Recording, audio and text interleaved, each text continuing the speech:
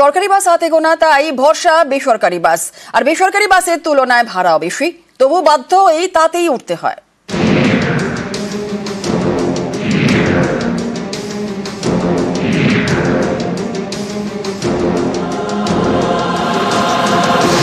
সরকারি বাসের সংখ্যা কম, ঘন ঘন পাওয়া যায় না, এই সুযোগে বাজার ধরছে বেসরকারি বাস। সরকারি বাসে দাদা পৌঁছে দেয় শুধু, এরা নিয়ে যায় যত্ন করে। ওই ঝাঁকিয়ে ঝাঁকিয়ে নিয়ে যাওয়া কমফোর্টেবিলিটি একটা ব্যাপার আছে না, এখানে পয়সাও তো আপনার বেশি লাগছে। পয়সা লাগুক বেশি। সরকারি বাসে কি আপনার কি বলতে কমফোর্টেবল না? না, কমফোর্টেবল না, কারণ প্রচুর রিস্ক। যেভাবে চালাই তাতে আমাদের ভয় লাগে, মনে হয় নিজেদের ছেলে মেয়েদের নিয়ে যাবো না ওই বাসে। সরকারি বাসের তুলনায় বেসরকারি বাসের ভাড়া বেশি, কোথাও কোথাও কয়েক গুণ বেশি। তারপরেও বেসরকারি বাস যাত্রীদের বড় ভরসা, কারণ সরকারি বাস তো সেভাবে পাওয়াই যায় না বলে অভিযোগ।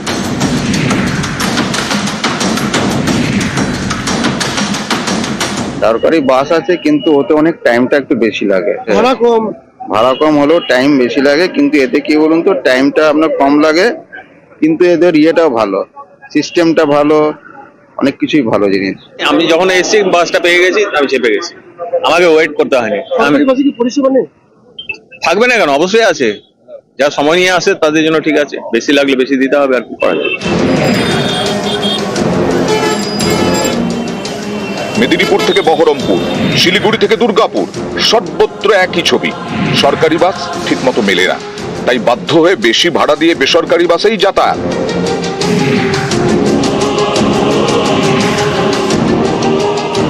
আর সরকারি বাসে যাতায়াত করি, আগে থেকে কমছে এখন। আগে যেরকম চলতো বিধাননগর দাঁড়াবে, তারপর সোনাপুর দাঁড়াবে, এখন সব জায়গায় দাঁড়াচ্ছে বাস। তো যাতে যদি 1.5 ঘন্টা রাস্তা এখন আমাকে লাগছে 2 ঘন্টা। চাই দে সরকারের কাছে যে একটু আমাদের সুবিধা ভালো করে দেয়, যতজন আছে এখানে সবার জন্য একটু ভালো হবে। সরকারি বাস না থাকলে বেশি যেত। ভাড়া কি বেশি লাগে?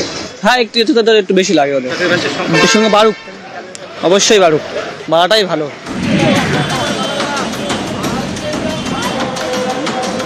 চাহিদা প্রচুর, তবু সরকারি বাস হাতে গোনা, ফলে বিভিন্ন রুটেই সরকারি বাস পেতে দীর্ঘ অপেক্ষা করতে হয়। এতক্ষণ ধরে অপেক্ষা করার মতো সময় আর কার হাতে আছে? তাই ভাড়া বেশি জেনেও উঠে পড়তে হয় বেসরকারি বাসে। বিভিন্ন রুটে বেসরকারি বাস বেশি, কিন্তু মানুষ তাও দাঁড়িয়ে থাকে সরকারি বাসে উঠবার জন্য, কারণ নিরাপত্তা, সেই নিরাপত্তাটা মানুষ বেশি বোধ করে। এই জায়গাগুলো কিন্তু রাষ্ট্রীয় পরিবহনের ক্যাশ করা উচিত। অনেকেই বলছেন সরকারি বাস আরো বেশি করে দরকার, তাহলে যাত্রীদের পকেটে যেমন চাপ কমবে, তেমনি রাজ্য সরকারের আয়ও বাড়বে। নিউজ 18 বাংলা। নিউজ 18 বাংলার খবরের জের সোমবার পথে পরিবহন মন্ত্রী স্নেহাশিস চক্রবর্তী, 3 নিগমের অধিকর্তা পরিবহন সচিবকে নিয়েই পথে মন্ত্রী। সেক্টর 5 হাওড়া বেহালায় পরিদর্শন পরিবহন মন্ত্রীর। শিয়ালদা বিধাননগর ডানলপেও সরজমিনে মন্ত্রী।